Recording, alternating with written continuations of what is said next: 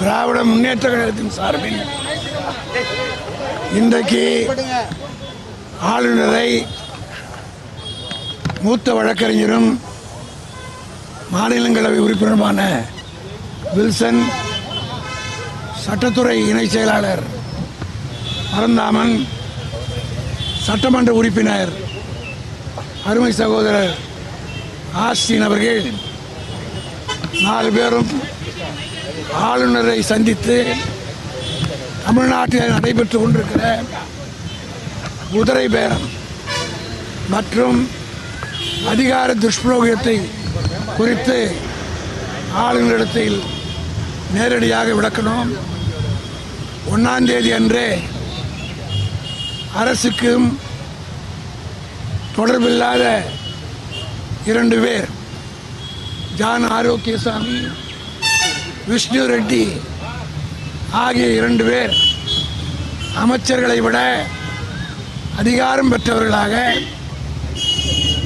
எல்லா கூட்டங்களிலும் அமைச்சரவை கூட்டத்திலிருந்து மற்ற அரசு உயர்மட்ட கூட்டங்களிலே அமர்ந்து முதலமைச்சர் முன்னிலையிலே அதிகாரிகளுக்கு உத்தரவு போடுகிற ஒரு கேவலமான நிலைமை தமிழ்நாட்டில் ஏற்பட்டிருக்கிறது.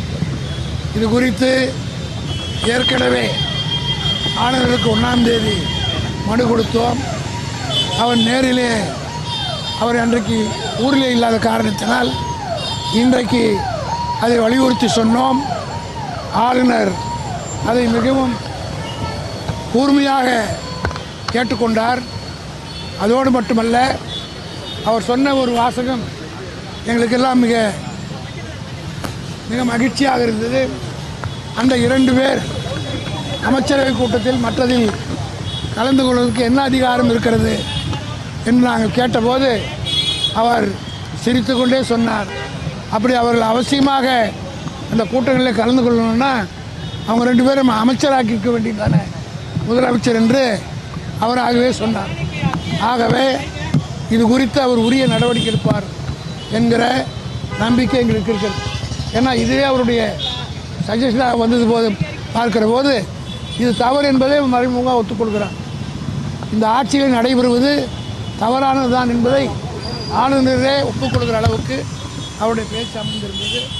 அதே போல் குதிரை பேரத்தினுடைய உச்சமாக நேற்றைய தினம் அவதூறு வழக்கிலே அனிதா ராதாகிருஷ்ணன் கைது செய்யப்பட்டார்.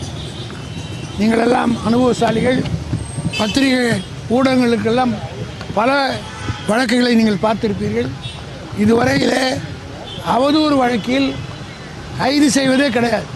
நான் நேற்றே கூட சொன்னேன், கடந்த கால ஆட்சியில் என் மீதே 16 கேஸ் இருந்தது, தளபதி மீது 40 வழக்கு இருந்தது. இங்கே இருக்கிற வில்சனை போன்றவர்களெல்லாம் அன்றைக்கு அந்த வழக்கிலே ஆஜரானார்கள். ஆனால் நாங்கள் கைது செய்யப்படவில்லை. இப்பொழுது நேற்றைக்கு அவர் 7 முறை சட்டமன்ற உறுப்பினராக இருந்த, 2 முறை அமைச்சராக இருந்த அனிதா ராதாகிருஷ்ணனை கைது செய்து டெஃபமேஷன் கேஸில் போலீஸ் கஸ்டடி எடுக்க மாட்டாங்க. இன்வெஸ்டிகேஷனுக்கே தேவை கிடையாது. காரணம் பேசுறது பத்திரிகையில் வந்திருக்கும், அந்த ப்ரூஃபை வச்சு ப்ரூவ் பண்ணிட்டு போவாங்க.